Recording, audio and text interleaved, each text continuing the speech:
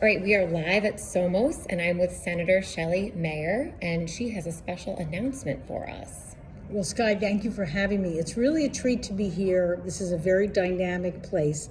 But I am announcing that I am running for State Attorney General. I am currently in the State Senate, previously in the State Assembly. I represent a district in Westchester and previously represented the city of Yonkers in the Assembly. So I have sort of the urban, suburban, and frankly a little rural, a very diverse district. And I have a long history with the Attorney General's office and with the legislature. And I'm thrilled to be announcing that I'm running for Attorney General. I know, I was going to ask you, what about your experience specifically do you think prepares you for this role? Well, one, I spent 12 years in the Attorney General's office. I started as a public advocate in the Buffalo Regional Office. I came to the Civil Rights Bureau of the New York office. I was involved in some of the major reproductive health cases in the 80s. I rose to the level of a senior counsel, like in the top executive suite of the Attorney General. I also was the first regional head of the Westchester office. So I've had many different jobs. I had 12 fantastic years with smart lawyers, doing great work, really delivering for the people. And then I also, later in my career, spent a year at Columbia Law School in the National State Attorneys General program, studying the powers of the Attorney General. This is something that is in my heart. I have no other desires other than to be New York State's Attorney General, the top law enforcement official. Now, if we can get a little political, I know that our friend Senator Todd Kaminsky just got killed on bail reform, and that's been something on a lot of people's minds. So what's your reaction to that as a state senator? Well, I think we have to acknowledge that people are concerned about public safety, and we have to talk about it as Democrats. I've had a very pragmatic approach. I voted for bail reform because, frankly, prior to that, it really depended on whether you had money or not, whether you spent time in jail, even for minor level crimes prior to conviction. So we made some changes, and I heard from my police chiefs at home that the crimes that we made no longer bail eligible were not a broad enough list, and that we needed to change it.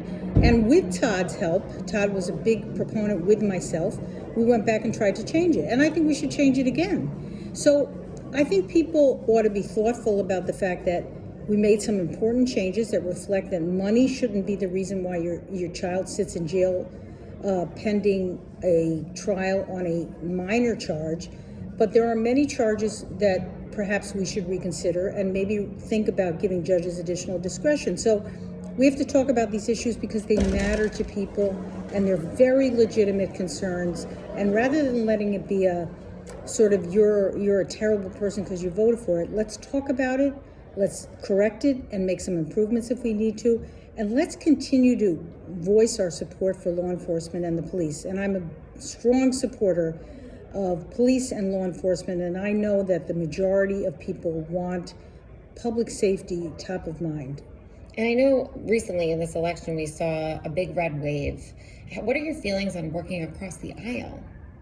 Well, first place, as a Democrat, I'm a big tent Democrat. I think we can have differences, and it's like Thanksgiving. Everyone's in your family. Don't always agree, but it's okay. We all eat turkey together. And so as Democrats, we have to minimize our divisions and think about what we have in common. But then as Americans, we can do much better and be less divisive.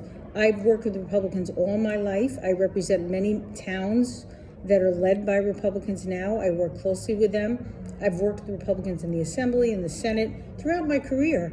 And, people of goodwill can find common ground. And I think many people want that. That's my reputation. I'm not a kid. I've been around a long time. I have a reputation as someone who works with everyone, as long as they put the people first. Mm-hmm. It's not about us. It's not about our success or re-election, all those things. It's about the people we serve. And sometimes that gets forgotten. Mm-hmm. And now, lastly, tell us something personal about yourself, please. Sure. So I grew up in Yonkers, New York. I like to say my father ran for office 4 times and lost 4 times. So I grew up knowing that, you stand up for values and you stand up for our wonderful democracy and the right to run for an election. You're not always going to win, but you have pride in believing in something. I've been married for over 40 years. I have 3 children. I have 5 fantastic grandchildren. One turns 4 today, and I'm going to his birthday on Saturday. And I'm just so very blessed to have a very loving and supportive family that has stayed together through thick and thin. And, you know, the majority of people put family first. I have always done that. I have great respect for the differences and diversities of our culture, but people care about their kids and their parents and making their community safe. And I think that's been my style, that's been my ethos, and that's what I intend to campaign about. All right, well, we look forward to hearing more from the campaign trail with you, State Senator Shelley Mayer, who's running for Attorney General of New York State. Thank you, Skye. Thank you.